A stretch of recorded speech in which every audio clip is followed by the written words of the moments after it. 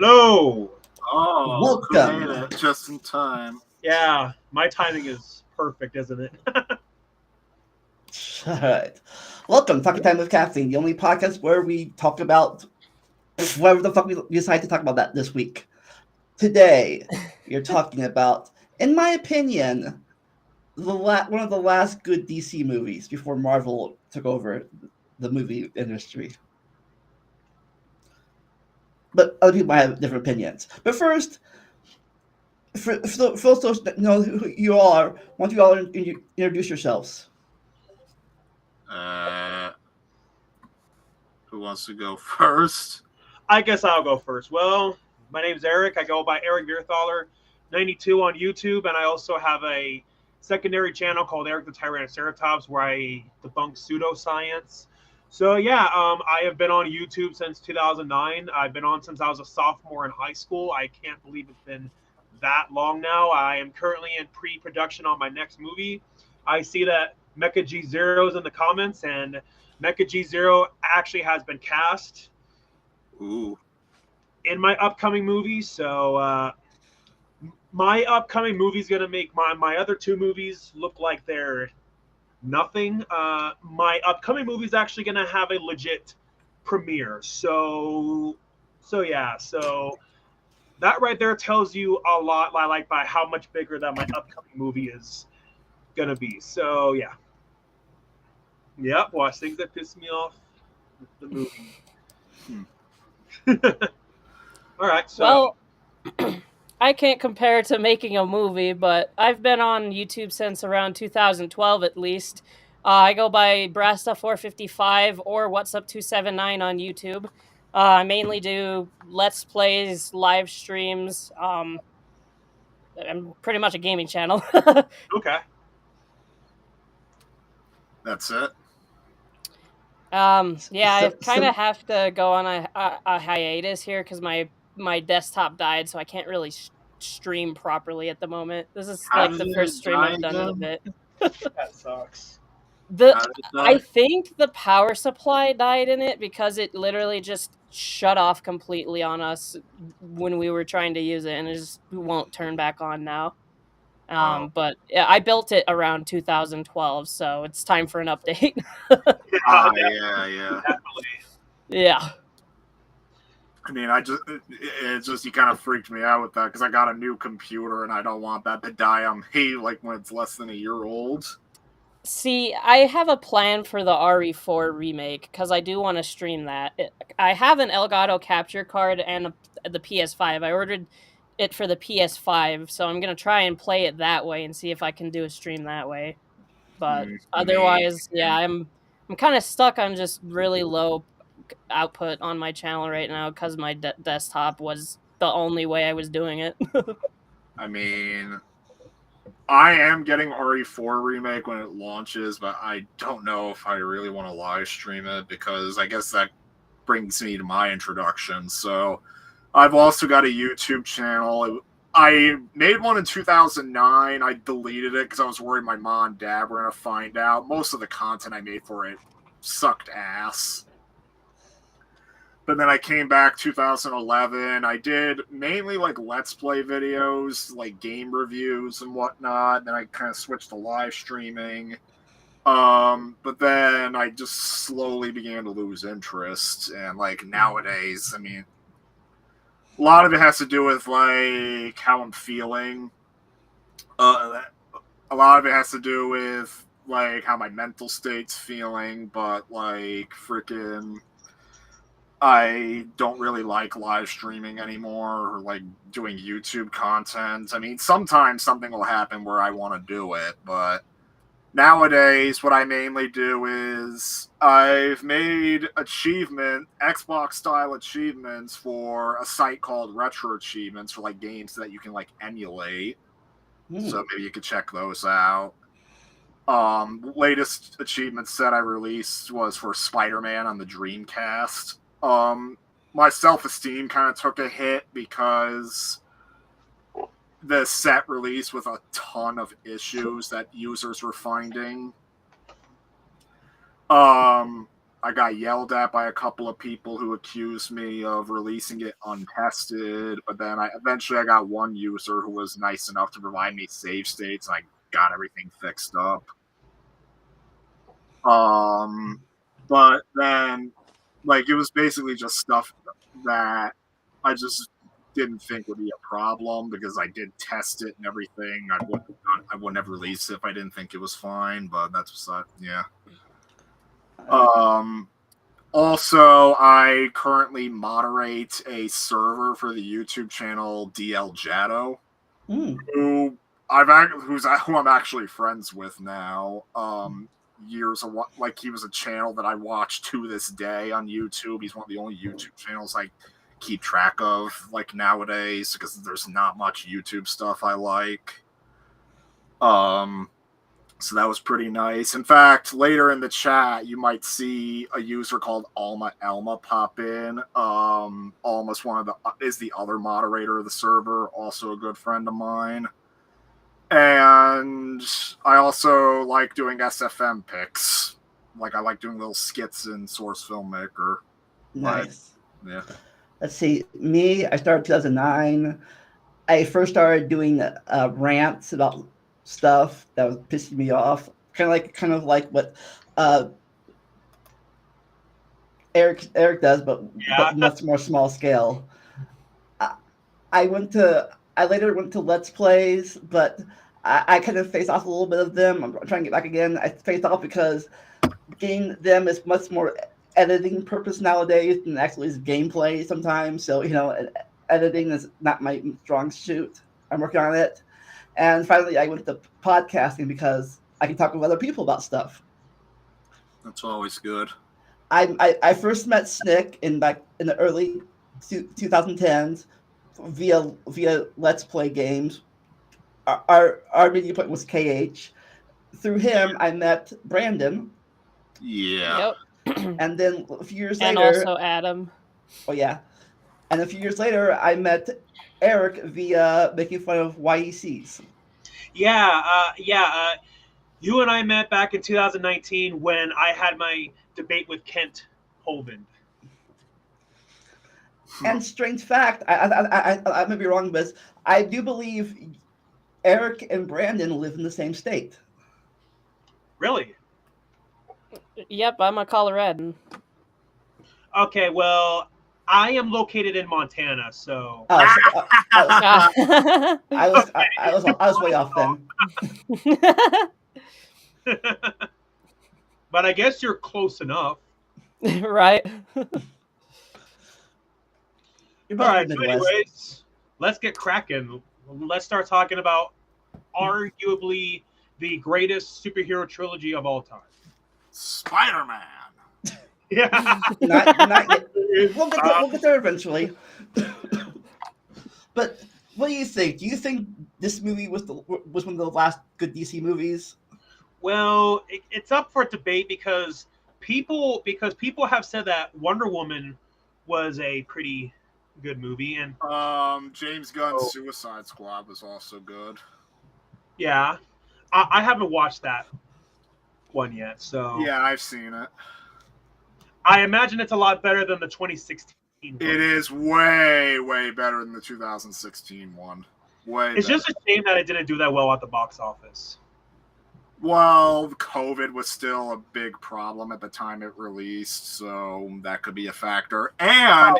And it released on HBO Max with the theatrical release, so lots of people may have just elected to watch it at home.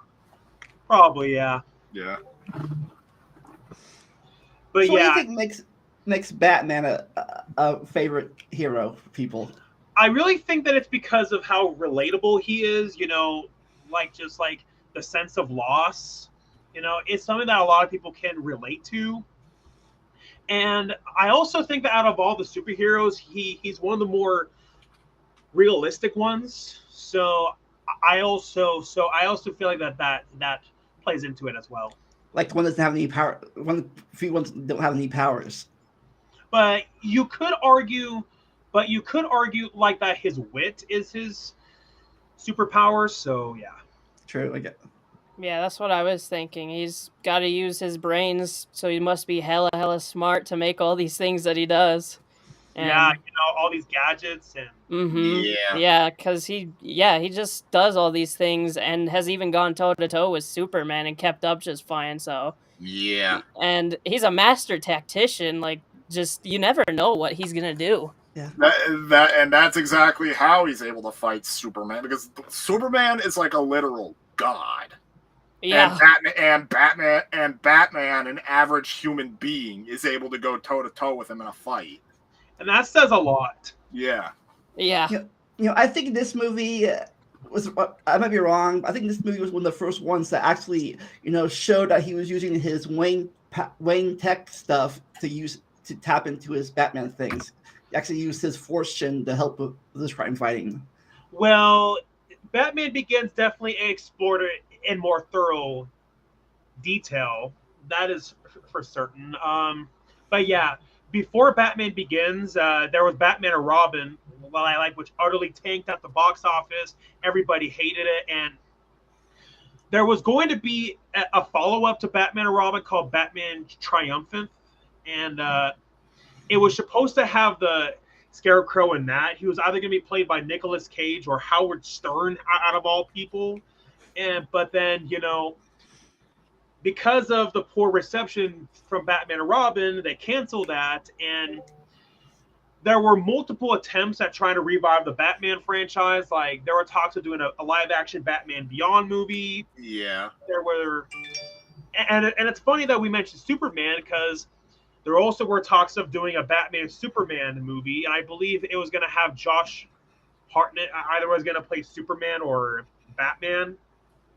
Interesting choice. But then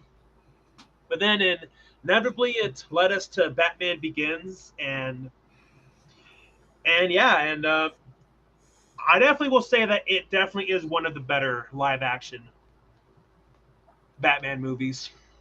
Yeah. In this movie, we see him. We see his beginning, literally beginnings, when he's training through the shadow, called the Shadows, whatever that place is called. League of Shadows. Yeah. Or depending on the adaptation, they're also known as the League of Assassins. But no, in the Dark Knight trilogy, they're called the League of Shadows. Or as Bane says it, members of the League of Shadows. Members of the League of Shadows. Or no, I'm going to do another Bane quote. I am the League of Shadows. I'm here to fulfill Ra's destiny. You do that voice extremely well. I fucking love that voice. Yep. I fucking love that voice, so I will do it any day. Hey, maybe you could audition for a voice actor part in Eric's movie. Yeah, if you need a Bane voice, maybe I could try it. Now, Batman, I shall break you. I will show you I'm gonna get this quote wrong. I'm gonna do it. I will show you where we will make our home while we prepare to bring justice. Then I will break you. Your precious armory, gratefully accepted. We will need it. It's not who I am underneath. It's what I do.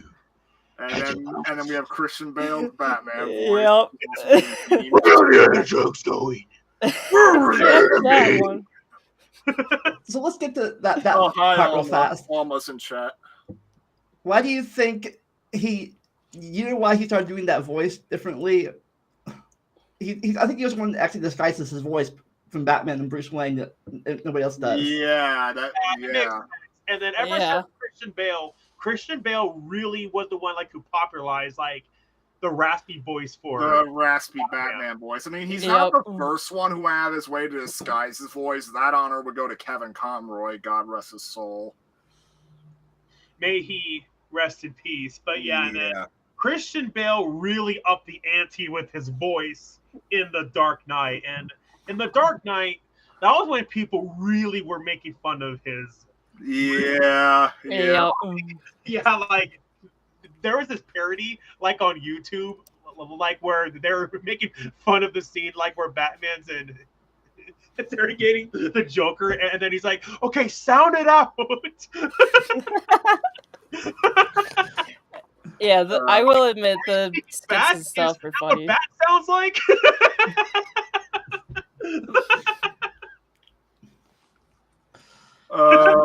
Alma, why would they show you the Dark Knight in religion class? What? What? What does? Huh? That is odd. Batman is the new You religion. shall obey me. All hail the Wayne. Prayers. You just have to give me Catwoman. Catwoman first. So we got. Well, let's talk about the two. Let's talk about the two villains in here. First, there's Scarecrow.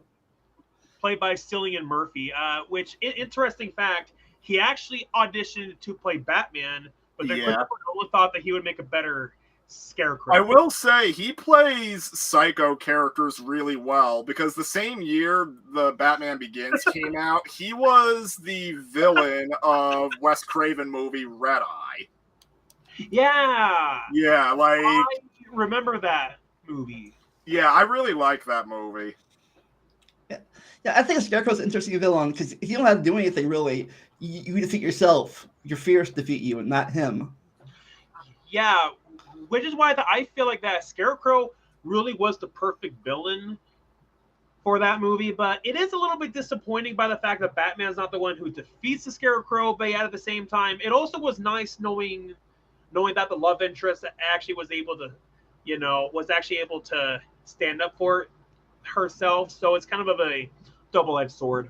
Yeah, and I mean, and it's weird because he's the only villain who comes back in the later movies because he's like in the opening scene of The Dark Knight, like Batman's like foiling like one of his little crime things. And then later in The Dark Knight Rises, he's like in the courtroom scene, like serving as like judge, jury, and executioner, literally. Yep. Where he's giving like all the freaking corrupt freaking officers and whatever choice, either death or exile. And literally what exile is, they have to cross like the ice, they have to like cross like the river or whatever that's covered in thin ice that'll just easily crack and send them into the ice cold water where they die. And then later when Commissioner Gordon is under trial by Scarecrow, like Gordon like knows that exile's literally just death. So he's like, nah, I pick death. And then Scarecrow's response is, all right then, death by exile. Almost a question. What's your question? What? That wouldn't surprise me if there was a scene that was in the TV edit, but not the theatrical. For what Dark scene? Knight Rises or Batman Begins or the Dark Knight? One of the movies. Okay. I never saw the TV cut, so. And then there's the Rule wants to destroy the city because it's so corrupt or something. He says it's beyond repairing at this point, he thinks. Yeah, that was in both Batman Begins. Well, actually, that was like a theme throughout all three movies. Yeah. But yeah, and then, after Batman Begins came out, and then even The Dark Knight, like, everybody, like, was wanting to do, like, a dark, serious reboot, like, of all of, like, these big-name franchises. But for Batman, it really worked because, Batman always was meant to be, like, a dark character in the first place. Yeah. I also introduced two new characters that I did not know about in the comic book, at least. I don't know if they were new or I never heard of them before. One was Lucius Fox. Never heard of him before, but he was apparently... He was in Batman the Animated Series, though not very much. And then Batman's childhood friend, what's her name? Rachel? Played by Katie Holmes. Yeah, Rachel, I really don't think she was in the comics. I think that she was created just for that movie. Yeah, I really don't think she was in the comics. Maybe I'm wrong, but yeah, I really don't think she is. But yeah, I remember when Batman Begins first was coming out. I was a little bit confused when I saw the theater because I actually thought that it was supposed to be a prequel to the 1989 movie. And then when I saw the movie, like when I saw that there was a different explanation for the bat signal, I got extremely confused about that. Uh,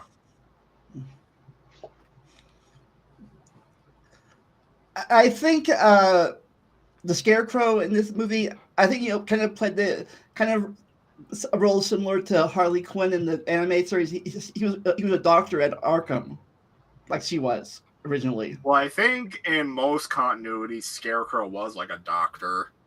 I believe so, yeah. Oh, sorry, Alma. I do not recall a scene, ever hearing about a scene where Joker talked about ice cream or something. Yeah, that doesn't ring a bell to me either. Yeah. But speaking of Joker, we got a tease of him at the end of Batman Begins with a playing card. When they escaped, everyone escaped Arkham at the end of the movie. Yeah, like where they tease Joker at the end of the. Oh, you know, that reminded me of some random thing. I was at my retro game store, like a month or two ago, and you know what I saw? What? Batman Begins on VHS. On That was the VHS. VHS copy of Batman Begins, and you want to know something? What? They must not have produced many copies of Batman Begins on VHS. I don't think so. Let's play a game, all three of you. And you know what, everyone in chat, let's play the game too. In fact, Alma, I want to see if you remember this. How much was that copy of Batman Begins on VHS? Like, take a guess. To be honest, $20. So Vandalia has $20. Place your bets. Okay. Okay, you said $20. I'll say, okay, how much it costs now, or How much it costed when I saw it in the store? $1. $1. Okay, so that's Eric's vote. Okay, here we go. 40 euros.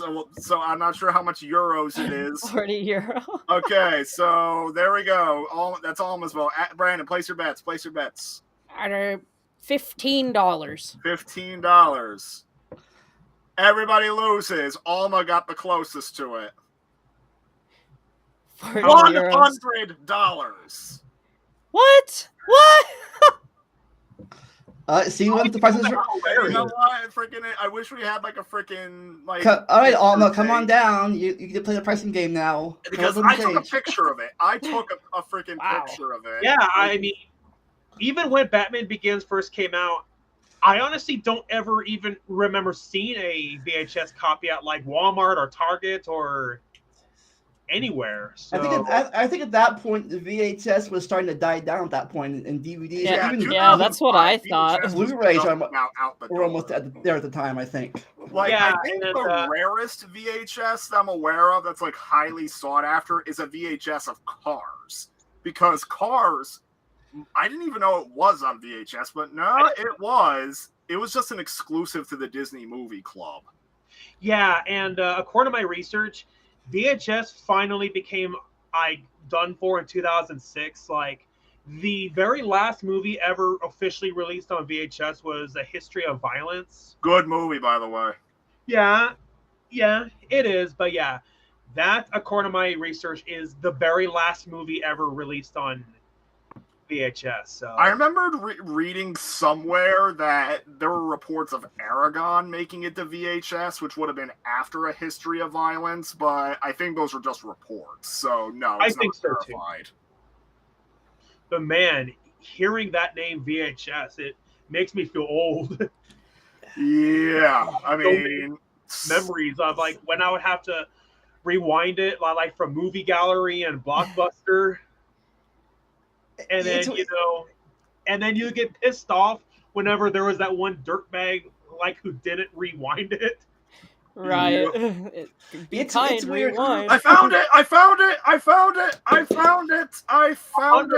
for a VHS copy. That's just outrageous. You see that? Yep. Yep. Right next to Modern Warfare $99.95. Yeah, and I Yikes. even see that there's the Sonic collection on the Nintendo DS. Mm-hmm. $100, damn! Most expensive VHS tape ever. Did that VHS come with a back rub? Alma says. I For that price, it better will. wish. It's weird. Off topic to Batman. It's VHS and stuff. It's like weird. Every time something comes up, it's you get two choices and one wins. With VHS, it was VHS and Betamax and VHS one. Then it was DVDs and Laserdiscs. DVD one, and then it was DVDs and Blu-ray one. HD DVD was such a wacky format, and it died so fast. Yeah. That it did, yeah. I mean, DVDs certainly have lasted for a pretty long time. This is really, surprising, yeah. The only reason DVDs haven't died yet is because they haven't really found a way to make Blu-rays super portable yet. Because like you can play DVDs in literally anything. What is the difference between Blu-rays and DVDs, anyways? Higher quality. Okay. Yep. Yeah. Like so standard Blu-rays, they were like the mid 2000s. Like they were introduced basically right as VHS died. And what happened was, so Blu-rays not only do they have, the thing is they have much higher storage capacity and Yep. they can output much higher resolutions, and then you also have like other little benefits like the discs being a bit more scratch resistant. Like the whole Yeah. point is that you can get up to like 1080p with like Blu-ray, and that so it looks better than DVD. And then like mid 2010s, like I want to say 2016 or so, you get 4K Blu-rays. And as the name suggests, they have they can output in 4K resolution, which is like super HD.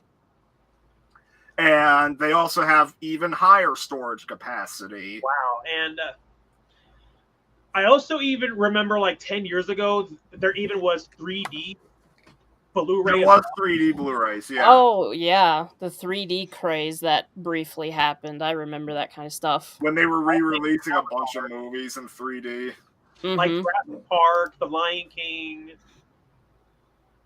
I think even my TV at the time had a 3D feature, and it came with glasses. Right on target. I agree with you with the upscaling, up-resing, especially when you emulate.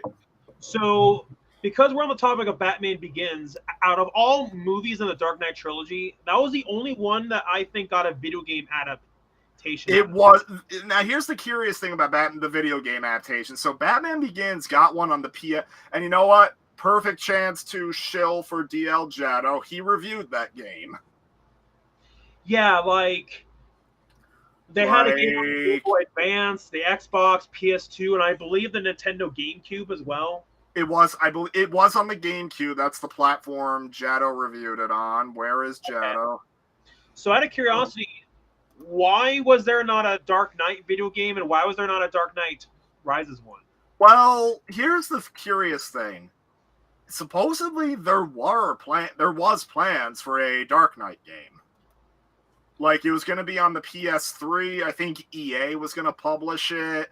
Like, they were actually getting ready to produce it, but then it got canceled. I'm thinking maybe I could be wrong here because of the suicide thing, perhaps. With Heath Ledger? I mean, that was the reason why the Joker goes... like, it's... And it weirdly does a disservice for the story of Dark Knight Rises, because out of respect for Heath Ledger, they don't even so much as mention the Joker in Dark Knight Rises. Like, it's which is odd, because you would think that they would. Like, and it's like, so to respect him, you pretend he didn't even exist? It existed? But, you Like, know, yeah. they are more so dealing with the aftermath, like by what he did. Of what Two-Face did. Well, because it was like Two-Face that had like the more direct effect on the thing. Like, it was mainly the Joker that set Two-Face off the edge. Yeah, But anyway, yeah, so that's why I get... So there were plans for a Dark Knight game, but they got canceled. Now, as for why there wasn't a Dark Knight Rises game, just simply the time. Like early 2010, that's when like movie license games began to really die out. So like where they didn't even bother, like for the most part. I mean, It was maybe, pretty unfortunate to see. Yeah. maybe you would have like a mobile game, but the thing is, those definitely would not last that very long. So Oh, mobile games, those freaking mobile games, those get delisted all the time. Yeah, I don't like the mobile game market. Crash Bandicoot on the Run suffered this because King and them didn't like it's doing well enough, so they recently killed the game completely and took the servers offline, so you can't even play it if you had it downloaded anymore. that sucks. Yeah, it's unbelievable. Yeah, and Live for service my games watch are just thread on awful. Twitter, I was reminded of a mobile game that Scream 4 had that I tried out when I was like Scream in 4 high had a school. mobile game? What? Scream 4 had a mobile game? It did, Wow. and I remember playing the demo of it. You can't play it anymore. It's long gone. Castlevania also had a live service game for a while. Now, I I don't know, like that format. Alma, thank you for complimenting my game background here. Yeah. But yeah. Now I know he was obviously a big part in the Dark Knight second game, Dark Knight Rises, or was it second? Movie. Whatever. But was Harvey Dent a big part of the first movie too? He wasn't in the first. He wasn't in Batman Begins. Okay, so this mainly the second movie then, where he became, the guy who took the love interest from Batman. Yeah, and I remember when I saw The Dark Knight at the theater, I thought, okay, what they're doing is that they're setting him up to be the villain for the next movie. And then when I saw that he died at the end, I was surprised about that. I was like, wow, you just brought in Two-Face and you're gonna kill him off? So yeah, he totally made up. I was also shocked about that. Lee Jones, that's for certain. Yeah, he was a much better Two-Face from the other movie.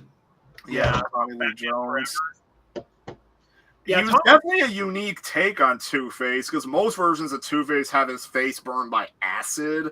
Here, it was just burned, and it might be one of my favorite Two-Face designs just because of how unsettling it looks.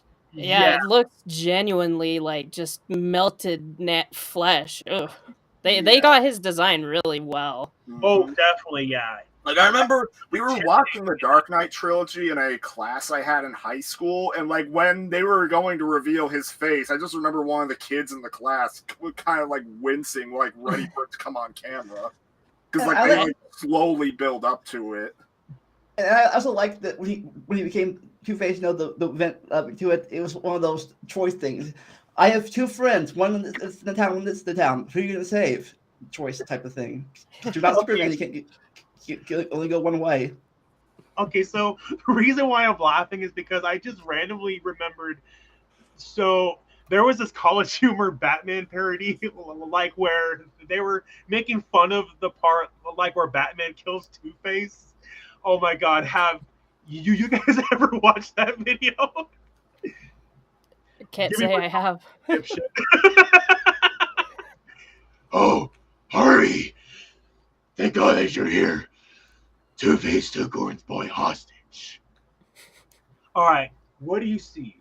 Harvey face. Now what do you see? Scary face. Put them both together. What do you see? Two-Face. Yes, yes. What have you done with Harvey? His scary face. They ain't done nothing to you.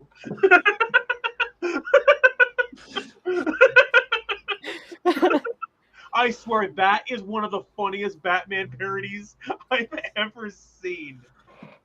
And that's why, just whenever I hear about Two-Face in The Dark Knight, I'm instantly going to think of that parody because that parody is hilarious. I strongly recommend that you guys watch it.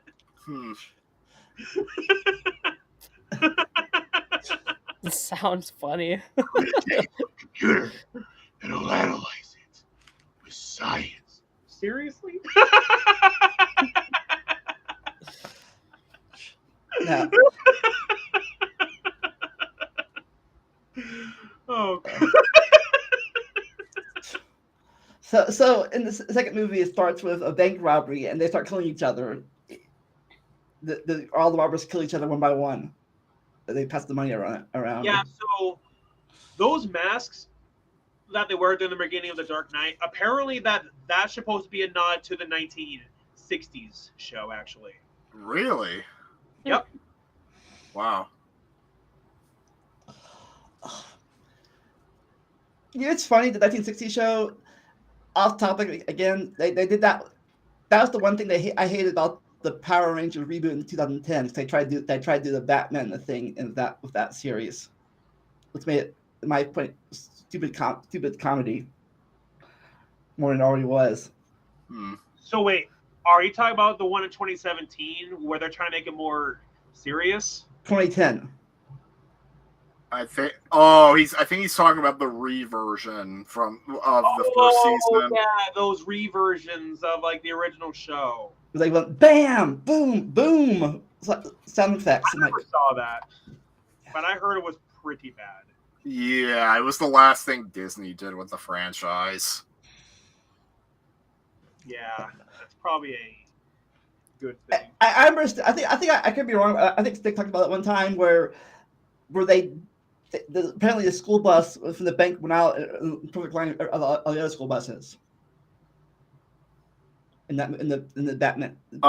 Favorite Batman parody is Batman Forever on the Super Nintendo. Oh, another Jado review I could chill on here. Batman Forever. Yeah, so I saw the AVGN's review of that.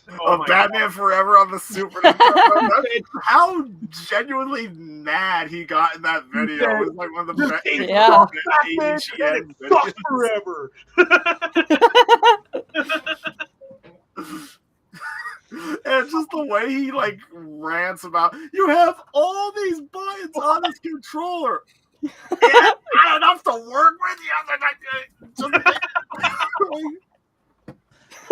And I think that second movie also had one of the most famous lines now. Everyone quotes now. I don't know how I got these scars. Or live long enough. Seriously. Sorry. That voice. Are you gotta die a hero or live long enough. See yourself become the villain. Which is ironic. You do that voice so well. Because Christian Bale later on played the villain in Thor Thor Love and Thunder. Man, that voice hurts my throat. I mean, I can only imagine how Christian Bale felt when he was on set. I actually remember that I went to a midnight showing both for The Dark Knight and for The Dark Knight Rises. Yeah. Well, when I went to the one for The Dark Knight Rises, I remember that I went in a Batman costume and I was doing that voice the entire day. And then as soon as I came home, my voice was gone, you know. My voice went like this. Like this because my voice was gone. That happened to my old dog once. Like when we left to go on vacation, apparently he barked so much about us leaving, and then when we come back home, his bark sounded audibly like horse. Oh my god! Like he went from sounding like wow wow wow wow wow wow wow to like.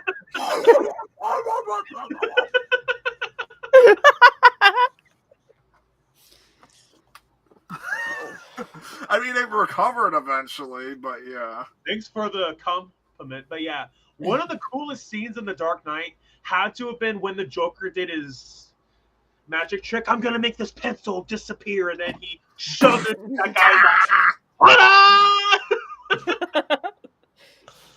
That was one of the coolest scenes. And it's crazy to imagine that when Heath Ledger was first cast, there was a huge backlash about it. It was because he was in Brokeback Mountain. People were saying, oh, what, is it going to be Brokeback Joker? It's just a real shame by the fact that Heath Ledger didn't get to live to see how he proved people wrong. As a matter of fact, correct me if I'm wrong, I think he was the first deceased actor, to win an Oscar. Yeah. I believe so. Wow. And then what's crazy? 11 years later, Joaquin Phoenix won an Oscar playing the same character. So 2 actors won an Oscar playing the same character. Jeez. That's insane. Hmm. Oh yeah, so So it's a shame. so how did Two-Face die in the movie? Do you remember? It's a little bit basically all that happened is that he has like Commissioner Gordon's family hostage, and Batman shows up trying to talk him down. It doesn't work. Batman really just tackled him off like the side of a construction site, and he died from the fall. And that's when Batman goes into exile because he takes the blame for because he doesn't want like what Two-Face did to be exposed because of how much of a good figure Harvey Dent was. Yeah, I thought that was crazy when I first saw that he basically became the crook for the city. And just by what he said earlier in the movie, definitely foreshadowed him becoming Two-Face.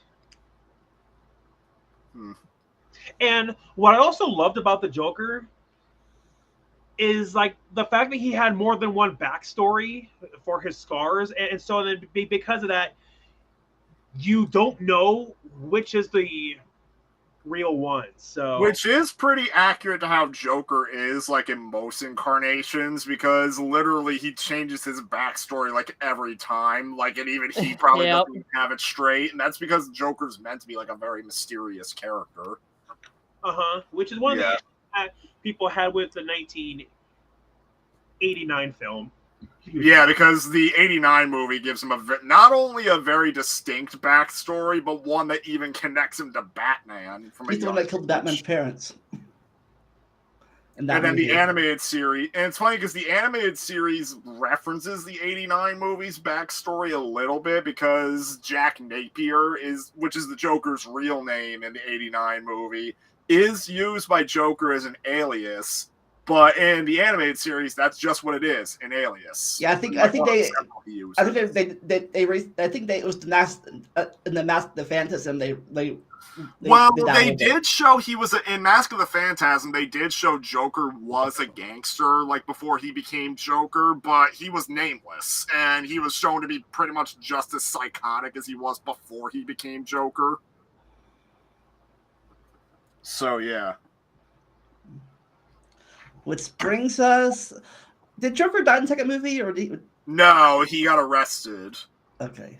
But yeah, apparently there were talks of having him come back for The Dark Knight Rises, but because he died, they scrapped that. And I heard a ton of rumors saying that they're going to have the Riddler.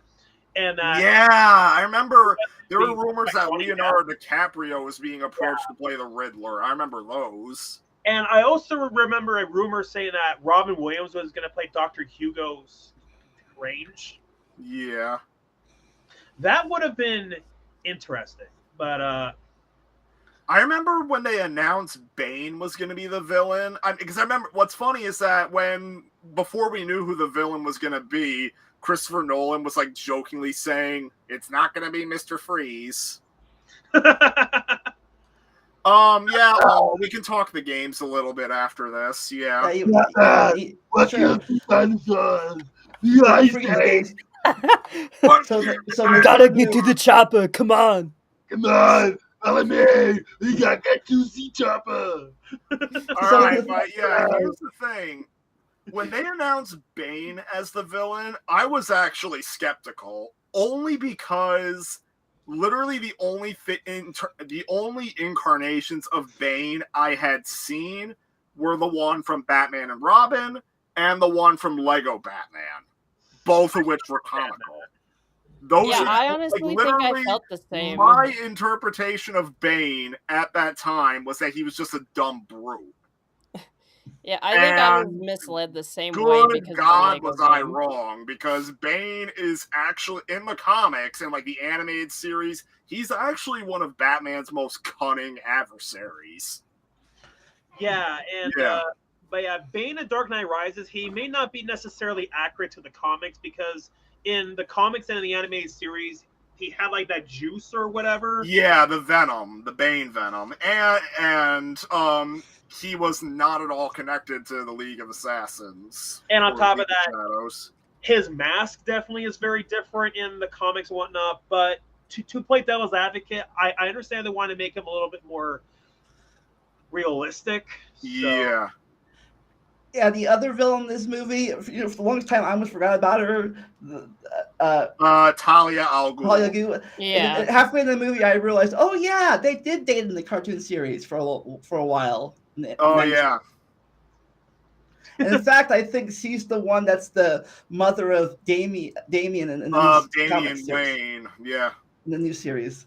yeah, so going back to College Humor Batman, they made a parody of The Dark Knight Rises. You know, they made a parody like of when like Talia al Ghul stabs Batman, but this video is called "Batman Can't Stop Thinking About Sex."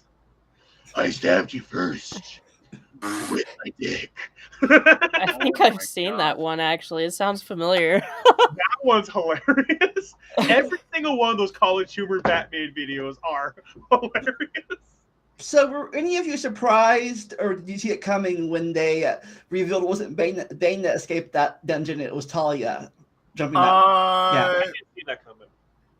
Well, when I first saw the movie, I didn't see it coming, but when I rewatched the movie, there are like a good number of hints that show that he wasn't it. Like, namely, the biggest one, you know, here, and now here's my excuse to do another Bane line. Oh, you think darkness is your ally? You merely adopted the dark. I was born in it, molded by it. You sound just Light till I like was him. already a man. By then, you was nothing to me but blinding. It's Another scary thing- how spot on you found to Bane. Holy shit. The shadows betray you because they belong to me. Another thing I realized But yeah, so in that freaking line, he says, "I didn't see the light until I was already a man." But here's the thing: how did he escape as a kid if he didn't see the light until he was a man? So there's one of your hints. Connery. Oh yes, I did hear A some lot of people people compare Bane's voice to comment that of that. Sean Connery. Yeah, and I also even saw like this one fan edit, like where somebody edited in Bane's voice into Darth Vader, and I believe in Return of the. I saw that one. And then It's literally, really like, what effective. happens is, like, for the scene where, oh my God, I need to look up this quote now. Because so I know looking it up. exactly the quote, word for word, that they use for the scene where Darth Vader's, like, in the dark looking for Luke, and then, like, they replace the dialogue where it's like, if you won't join the dark side, perhaps your sister would, perhaps, like, Princess Leia would. And that's what sets Luke off. But no, I know the exact quote that Bane used, that like they used for the Bane version. So now While he's looking it up, there was this when I saw that what's your name? I can't remember her actor's name now. Whoever played, oh God, and when I saw Anne Hathaway was playing Selena Kyle, Catwoman, I was like, they're going to get together by the end of the movie. I know they are. Catwoman and Batman are going to get together. I just know it. And I was right. Yeah. All right. Hathaway's hot. Yeah. Yeah, she is one of the. Yeah. But So here's the. I'm abridging this quote just for time constraints. I learned here there can be no true despair without hope. So, as I terrorize Gotham, I will feed its people hope to poison their souls. I will let them believe they can survive so you can watch them clamoring over each other to stay in the sun. You can watch me torture an entire city And when you have truly understood the depth of your failure, we will fulfill Ra's al Ghul's destiny. We will destroy Gotham, and then, when it is done and Gotham is in ashes, then you have my permission to die. So, Damn. I mean, your impression's so good. You should make like a video about it on YouTube. Actually, it's that. Really? Damn. I mean, it sounds spot on. I mean, I don't think that was except for the permission to die part, which is what I knew what it sounded like. But I don't know if that was fully accurate to how he did it in that scene. But yeah. But yeah, So- I think that yours even sounds better.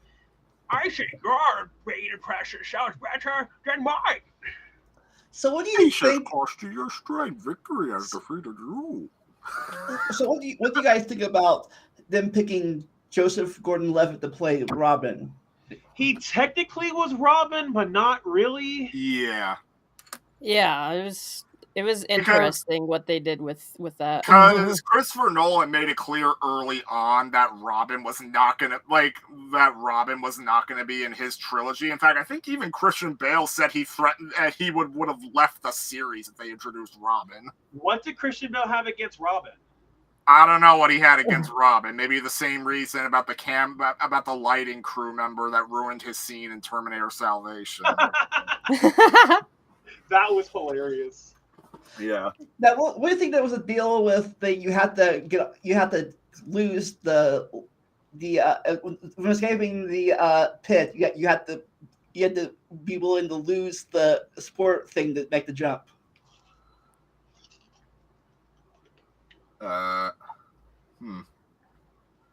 Because whenever he tried making the jump with the rope thing, Yeah, he never made it. Once he got it off, he made it.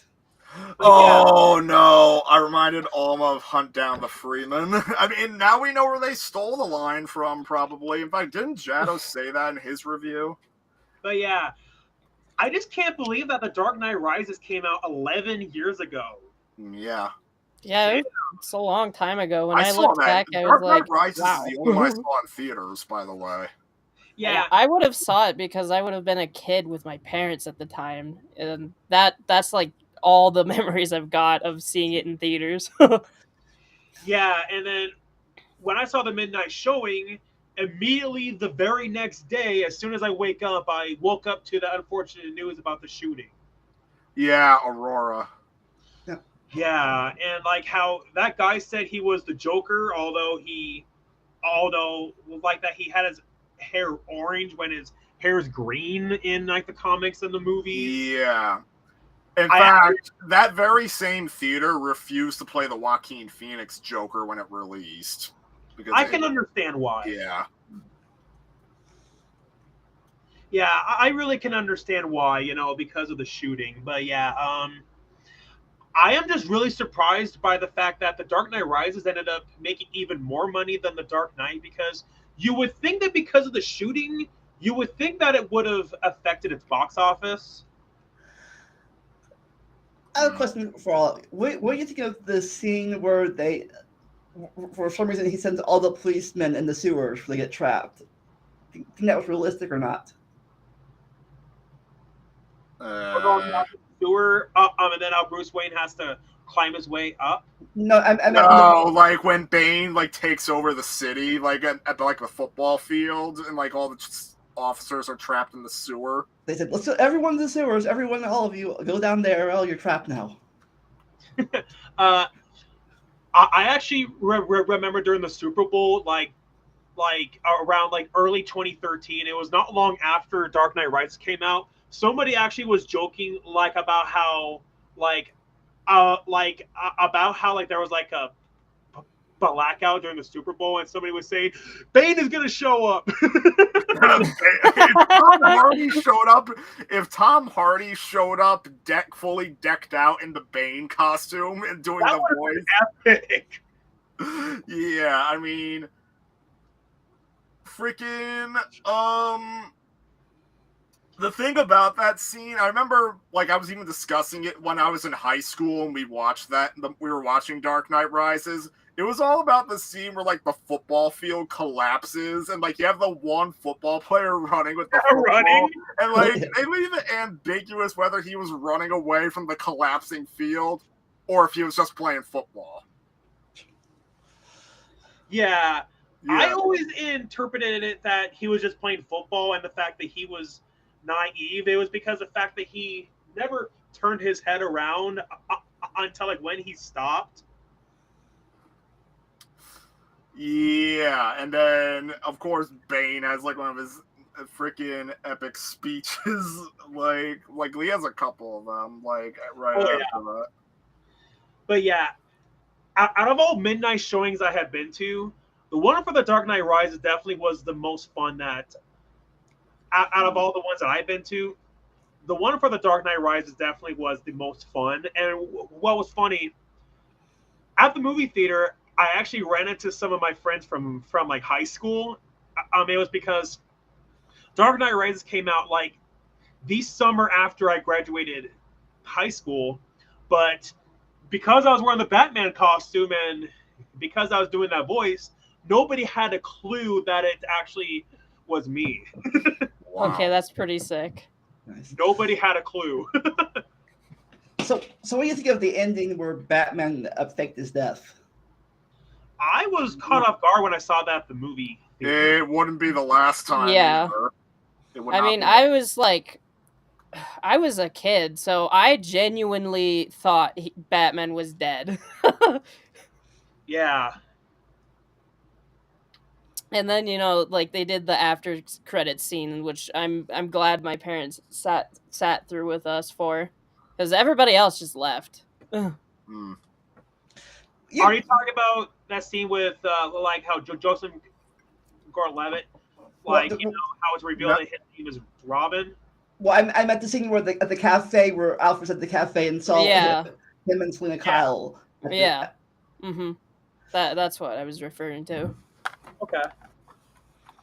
Yeah. Oh, not dead after all. Surprise. Was that one of the only DC ones that did an after credit scene? I don't think that was after credits. I think that was before the credits. Like, Okay. Yeah.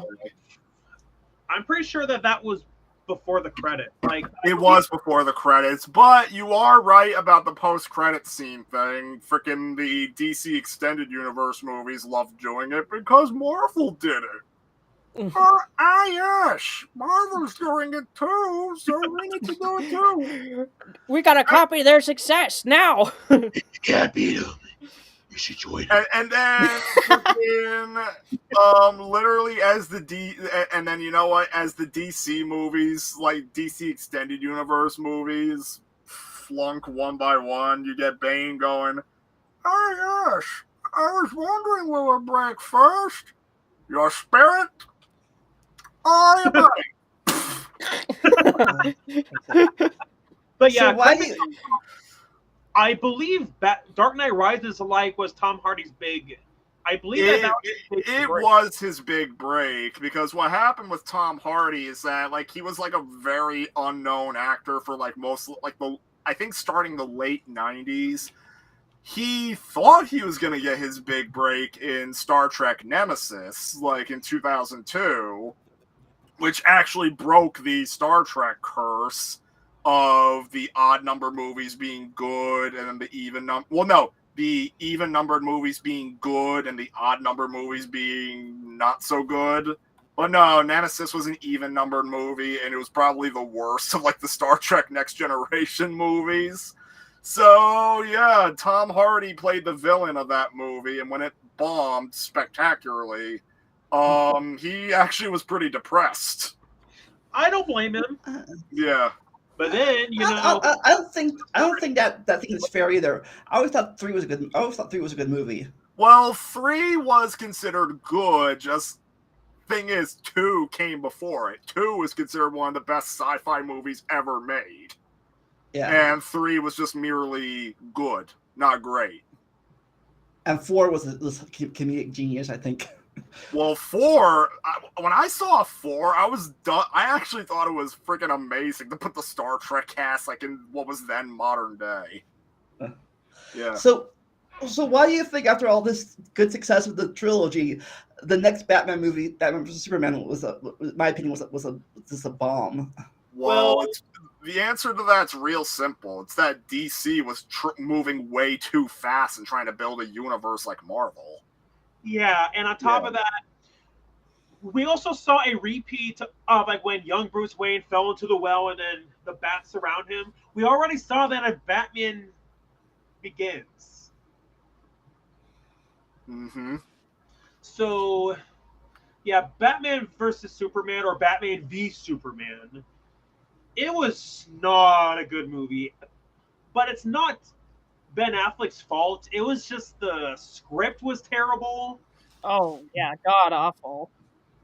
Trying to cram way too much into one movie. Like, basically, Yeah. the way Marvel did it is that they gave each of, like, the core Avengers their own movie before bringing them all together. Basically, what the Zack Snyder's plan was, first it was Superman, then they don't even introduce Batman in his own movie before getting him to fight Superman. And then they also cram in Wonder Woman in there, and they're already setting up Justice League with, like, the teases like Cyborg, Aquaman, and Flash. Yeah, and they don't even bother to give them any movies of their own before going straight to Justice League. I agree. Wonder Woman did not need to be in that movie whatsoever. And the fact that they also adapted the Superman like that, like they Death and Return of Superman. I'm like, okay, it's way too soon for You're that. cool, Alma. You're cool. Yeah, Alma. Yeah, we're talking. Range right there. We were talking about the shooting in Colorado during the Dark Knight Rises midnight showing. Yeah. Oh yeah. That happened. I remember that now. So, of these three movies, what was your favorite and least favorite of these three movies? You think, ranking wise? Dark Knight definitely has better cinematography than Batman Begins, but it's hard for me to decide because, yeah, The Dark Knight Rises does have a few plot holes, but I definitely do enjoy it. But man, it's hard for me to decide. I can't decide either Dark Knight or Dark Knight Rises. What about you, Brandon? What's your favorite of these three movies? Least favorite? I think it was probably Dark Knight Rises. I liked what they did with all the plot points, and I got by the movie. I thought Batman was dead when I was a kid. But yeah, and them setting up like Robin to take up the mantle of Batman was surprising. And I thought as a kid I would want to see something about that, but then it just moved on to what it did afterwards. Yeah, I wonder maybe instead of Robin, he would have been Nightwing, since Robin's more of a sidekick to Batman. Yeah. But I honestly I still think the fucking Tumbler design is my favorite, like, vehicle design of Batman. Like, holy shit, when he busted out of the fucking thing into a motorcycle, I was just like jaw dropped as a kid, like, no way, Batman's doing that. I gotta get a toy of that now. What about you, Snick? Of all three movies, I mean, I'd like to. Oh, Alma doesn't know about the Aurora freaking thing. Alright, but I mean, we did talk about that, but anyways, so I honestly can't decide. I mean, all three of them I kind of like equally for different reasons. I mean, people seem to prefer the Dark Knight itself the most. Yeah. I mean, I guess you could say that's the one I'd be going to rewatch the most, only because Heath Ledger knocked it out of the park. And, I mean, Aaron Eckhart also did well as Two-Face. So did the other cast members. I mean, Dark Knight Rises, I freaking love the Bane voice, as you know. Yeah. And then Batman Begins, I think it was a nice origin, though. Yeah, I think for me, Batman Begins is probably the weakest the trilogy, in my opinion, at least. Yeah. And then I'd just say second would be the Dark Knight Rises, and the second movie would be the top of my list, I think. Yeah, like I will never forget like just the pure hype around the Dark Knight. Like it was. I mean, there was so much hype and so much talk about it. Like it felt like it was more than just a movie. It felt like it was an event, and I remember there was so much hype about that movie that at my old high school, somebody vandalized one of the signs over by my high school, and they vandalized it with like the Heath Ledger Joker face on it. So that right there tells you just how much hype there was about it. Alma, I'm sorry to say that Bruce Wayne is not Leon Kennedy. All right, as we wrap this discussion up, Brandon, once you get your computer fixed, what's your plans for the future? The future. Well, I want to continue finishing up the Dead Space remake. I was in the middle of an impossible mode run where it's a permadeath mode, and once you're done, you're dead. You're done. You got to start the game over. And that's when my computer just was like, nope, no more. So, bye. I guess you plan on resuming that. I guess computer took it seriously. Oh, your character's dead. Computer's dead too. I guess so. Yeah. But yeah, I plan on resuming that series, and as soon as I get it fixed, I'm gonna continue because I have a lot of backlogged games from games that have been sent by Nick and Adam that I need to get through. Lots of just other platformer games in general because I want to play more variety of games than just I've mainly just been playing racing games and shooting games for a long time because of Call of Duty and stuff. But yeah, I need to get my thing up too. Okay, what about you, Eric? When does production of your movie start? Well, currently I'm in the process of casting it. I have an audition on Monday, Tuesday, and Wednesday. Then filming is expected to initiate at around May. So filming will take place in May. It should wrap up at around August, unless if some unforeseen circumstances pop up. I'm hoping to have the movie out by October or November. So is there anywhere is there a place anybody can go to help donate to the movie or help fund the movie? Yeah, so me and the producers actually want to start like a Kickstarter for it, just so we could get some additional funding. I've been trying to find sponsors for it, but a lot of the businesses around my area that I've tried to call to sponsor it, a lot of them just haven't responded. Either that or they said that they're not interested. Either that or they say that they already have their budget planned for the entire year. So that's the hardest part about that. That's the hardest part about making movies is getting it funded.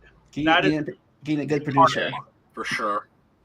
And so, however, though, there is a strong possibility that I also might get some additional funding from the college that I am attending, which is why that I'm planning on having the premiere actually be at my college. So nice. Yeah, and I offer this too. But if you need to, you can always, if you want to, I can give you access to my Adobe Premiere account. If you want to do some good different editing besides on your iPhone. Really would appreciate that because we were trying to figure out how to use After Effects, but we haven't really been able to understand how to use After Effects because it's a lot more complex than what I've used before. So